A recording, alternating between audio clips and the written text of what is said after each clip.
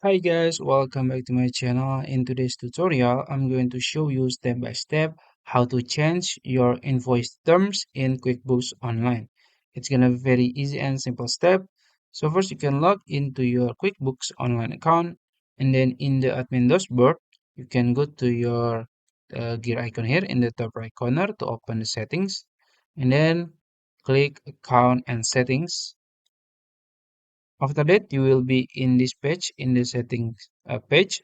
So you can go to sales here in the left side menu, and then in the sales form content, you will see preferred invoice terms. So you can change it. So the default is net 30. So we're gonna change it. Maybe you want to change it to net 10, or even uh, do on receipt, or even you can add new, maybe net 14.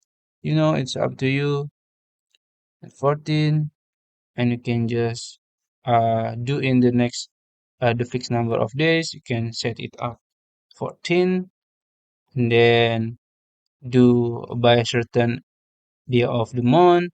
You can change, you can change it if you want, and then you can just click save, and it's done.